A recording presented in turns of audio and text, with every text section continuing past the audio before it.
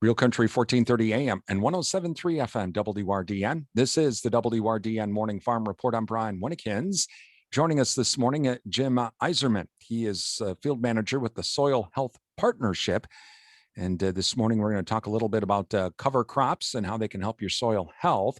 And Jim had a presentation during the Commodity Classic recently. Thank you to our Commodity Classic sponsors, including A&J Agronomy, Wisconsin Farmers Union, Synergy Co-op, Osteoplastics, Annabis Silo, Animal Wellness Center of Buffalo Valley, and Compeer Financial. And Jim, the Soil Health Partnership is something, it's a partnership that's with the National Corn Growers Association, right? Yeah, so we're actually an initiative of the National Corn Growers Association. We started back in 2014. We work with a number of partners that provide some funding and work with them in different ways to promote our program and soil health practices. So we've grown quite a bit over the last 6 or 7 years since 2014.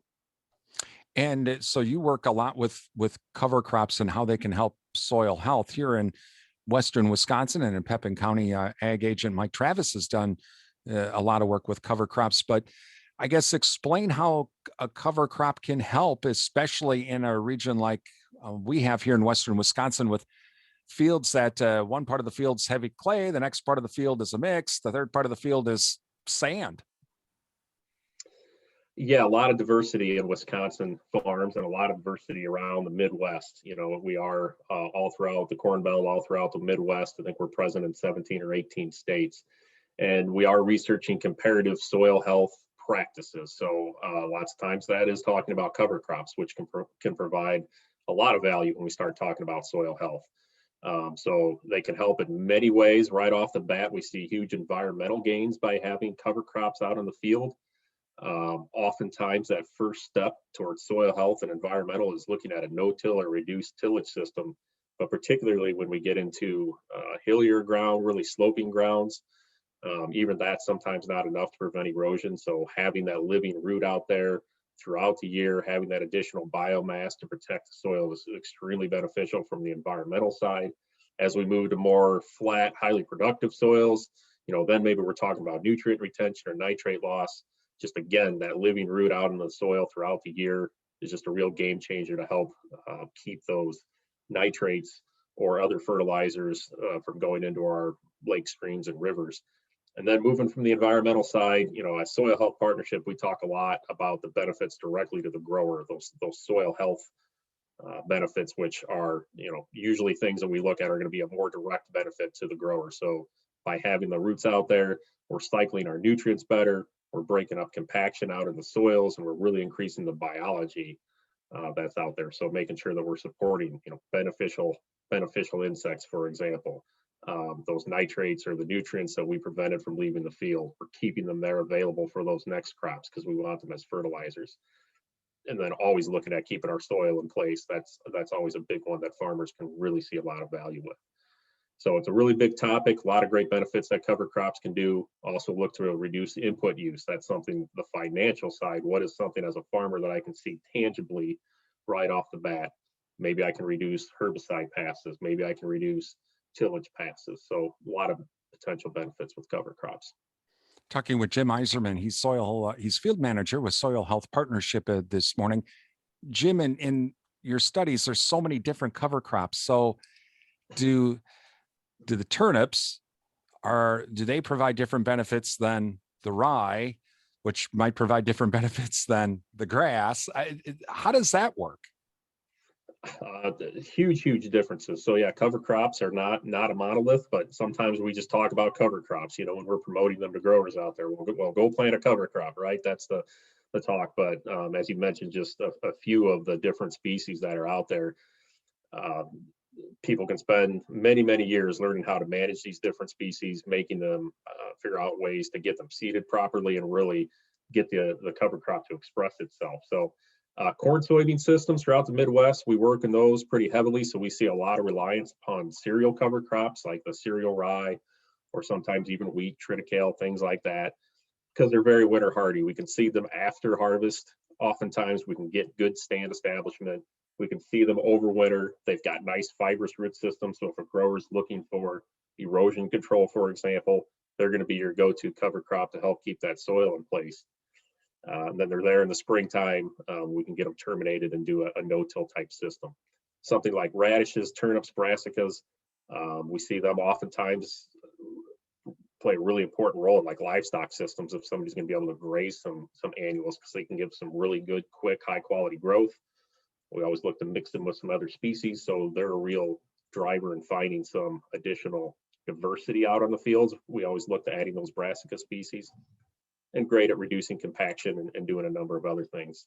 Then there's always the legumes. I think that's something as growers, as farmers, especially if we're raising corn, everybody's interested in trying to get those legumes to grow out there for cover crops.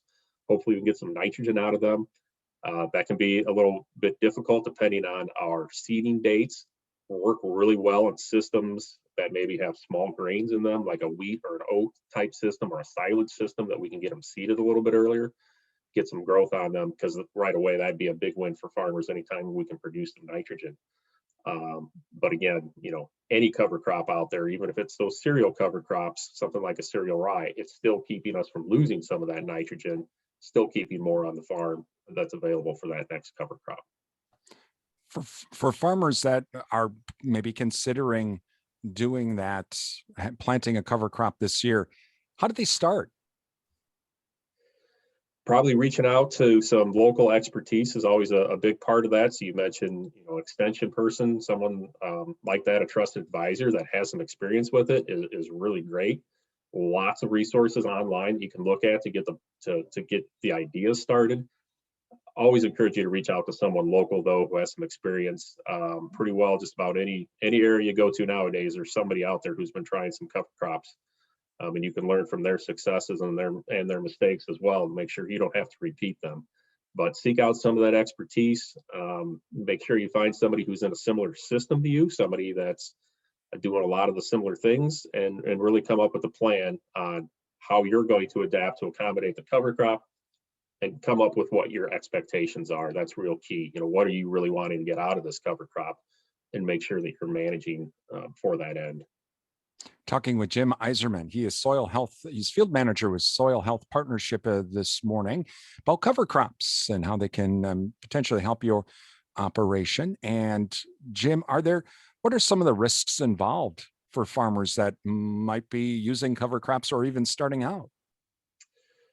Well, we know that soil health is a good thing, right? So we know the benefits that cover crops, all this has. We're building towards something in the long term that is beneficial. So we're following those principles, keeping the ground cover, not disturbing it, increasing the biology. There's a number of things like that we're trying to follow, but we need to be wary of those short-term considerations of the effect that they're having on the cash crop that we're having. So it's that balance between the long-term and the short-term potential issues that we could have agronomically. And there's short-term benefits we can see as well.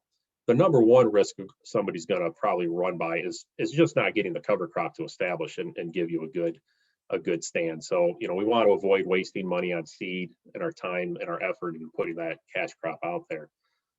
After that, the biggest risk is probably going to be in the springtime, particularly ahead of corn crops, that we're managing that cover crop properly, that we're getting it terminated, that we're not seeing nutrient tie up, and that we're able to get a good seed bed and early and good growth on our corn crops come springtime, which applies also to soybeans, but it's really something, the bigger risk is probably on the corn crops.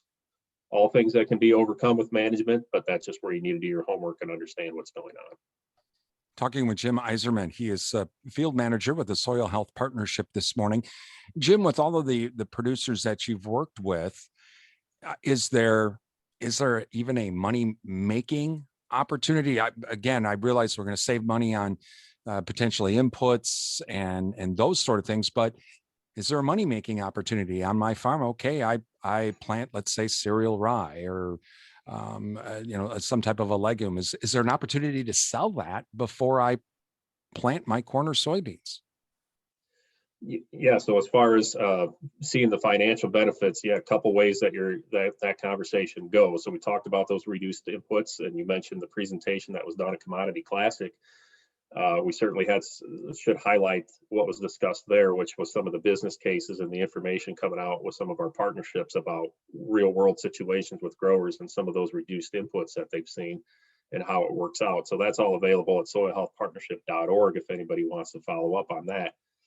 The direct income like you're describing, such as essentially baling it or selling it off as a feed, is definitely a possibility. It takes, again, another specific set of management, because anytime we're out there harvesting that, we do need to be clear that we're no longer talking about a cover crop. So always keep that in mind, when we talk about cover crops, that we are talking about returning that to the soil. And anytime we harvest that, that does have some implications, particularly in some of the restrictions on our soil. So always keep that in mind. But there's certainly livestock is going to be one of the quickest ways to really see a tangible return early on in these systems, because you can produce pretty significant and high quality livestock feed in these systems that can be either sold off the farm or at least give a direct reduction in your feed costs. And again, if producers want more information, they reach out to their extension, or they can visit the website. Tell us that address again. It's soilhealthpartnership.org, and we have a number of resources on there, everything from how we run our trials to business cases and some of the outcomes we've seen from soil health, as well as some resources on cover crops and soil health in general. It's something to consider, farmers having a cover crop maybe this year. That is Jim Iserman, field manager with the Soil Health Partnership. You're listening to the WRDN Morning Farm Report.